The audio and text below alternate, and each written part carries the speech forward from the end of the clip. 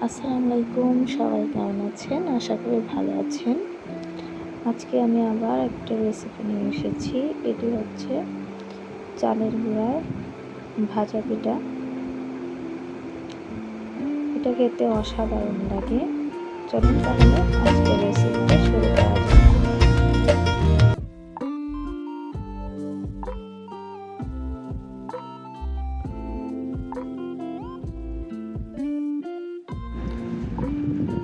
বড় সাইজের একটা চামচ দিয়ে 3 চামচ পরিমাণের চিনি নিয়ে নিয়েছি, 1 চা চামচ পরিমাণ বেকিং সোডা নিয়ে নিয়েছি, আর স্বাদমতো লবণ দিয়ে 1 কাপ পরিমাণের পানি দিয়ে আমি এগুলো সব একসঙ্গে মিক্স করে নেব, ঠিক এভাবে চামচ দিয়ে।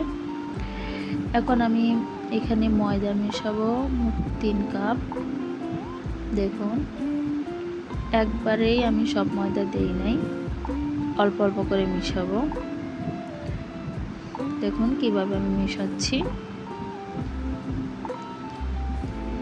এটা আমি হাত দিয়ে মেশাচ্ছি, আমার কাছে হাত দিয়েই বেস্ট লাগে, তাহলে গোলার মধ্যে কোনো লাম্পস থাকে না। সুন্দরভাবে এভাবে এভাবে গলিয়ে ফেলবো। গোলাটা যখন আমার তৈরি হয়ে যাবে, এখন আমি এখানে কিছু সাদা তিল এবং কালো জিরা অ্যাড করব ঘ্রাণের জন্য। সুন্দর করে এখন গলিয়ে ফেলবো, সব মিশিয়ে ফেলবো।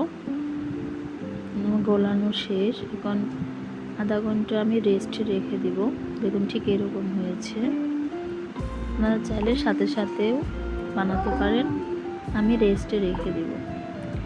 এখন আমি চুলায় একটা কড়াই বসিয়ে দিয়েছি এবং পরিমাণ মতো তেল দিয়ে গরম করে এখন আস্তে আস্তে সব পিঠা বানাবো।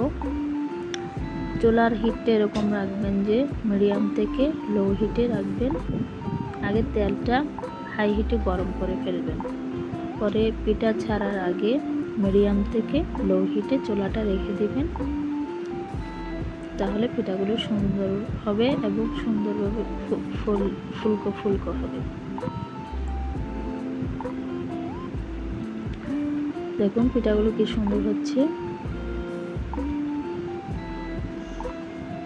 যদি আপনারা হাই হিটে চুলাটা রাখেন তাহলে হবে কি, ঠিক উপরে সুন্দরভাবে ভাজা হবে কিন্তু ভিতরে কাঁচা থেকে যাবে, পিঠাটা খেতে ভালো লাগবে না।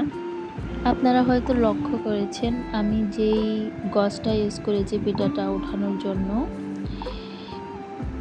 এটা আপনারা সহজে বাড়িতে বানাতে পারবেন। এটা দিয়ে পিঠা ওঠানো খুবই ইজি।